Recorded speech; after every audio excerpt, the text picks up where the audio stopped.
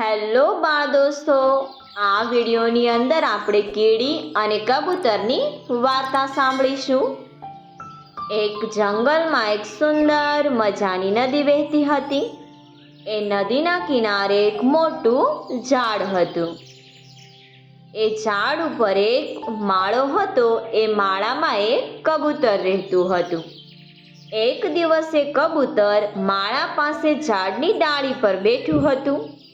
અચાનક એની નજર નીચે વહેતા નદીના પાણીમાં પડી. ત્યાં એણે જોયું તો એક કીડી પાણીના વહેણમાં તણાતી હતી.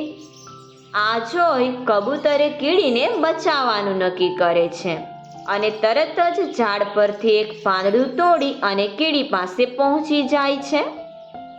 કીડી તો એ પાંદડા પર ચડી જાય છે. પાંદડું તણાતું કિનારા પર પહોંચી જાય અને કીડી કિનારા પર પહોંચી જાય છે અને કીડી પાંદડા પરથી ઉતરી જાય છે. આમ કીડીનો જીવ બચી જાય છે. પછી એ કીડી કબૂતર પાસે જાય છે અને કબૂતરનો આભાર માનતા કહે છે કે કબૂતરભાઈ, તમે મારો જીવ બચાવ્યો એ માટે તમારો ખૂબ ખૂબ આભાર. કબૂતર કહે, કીડી બહેન, એમાં આભાર શાનો? તમારી મદદ કરવી એ તો મારી ફરજ કહેવાય. કીડી કહે, કબૂતરભાઈ, તમારા આભારનો બદલો હું એક દિવસ ચોક્કસ વાળીશ. કબૂતર કહે, કીડી બહેન, તમે ઉપકારનો બદલો નહીં વાળો તો ચાલશે, પણ જો તમે મારા મિત્ર બનશો તો મને ખૂબ ગમશે.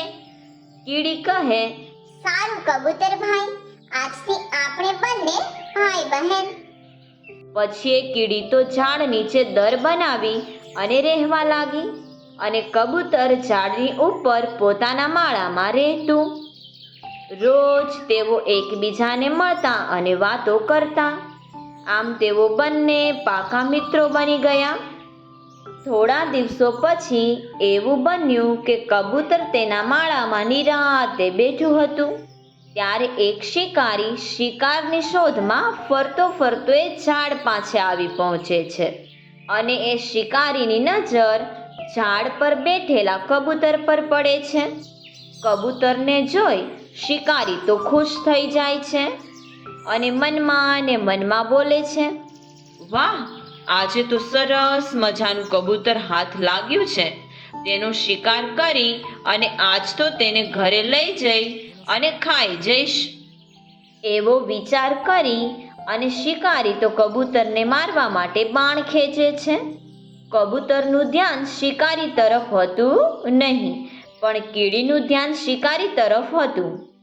કીડી તો કબૂતરનો જીવ બચાવવા ઝડપથી દોડે છે અને શિકારીના પગ પર ચડી જાય અને જોરથી કરડે છે.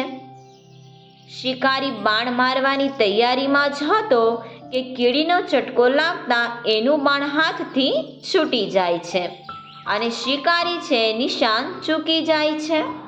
તેથી કબૂતરનું ધ્યાન શિકારી તરફ જતા ત્યાંથી કબૂતર ઉડી જાય છે અને આમ કબૂતરનો જીવ બચી જાય છે. અને આવી રીતે કીડીએ કબૂતરનો જીવ બચાવી કબૂતરે પોતાના પર કરેલા ઉપકારનો બદલો વાળી દે છે. આ બાજુ શિકારી પણ શિકાર ના મળતા ત્યાંથી જતો રહે છે. થોડી વાર પછી કબૂતર કીડી પાસે આવે છે અને કહે છે, કીડી બહેન, તમે મારો જીવ બચાવ્યો એ માટે તમારો ખૂબ ખૂબ આભાર.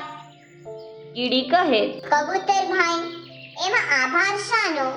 તમે મારો જીવ બચાવ્યો હતો, તેથી તમારો જીવ બચાવવામાં મેં નાનો પ્રયત્ન કર્યો.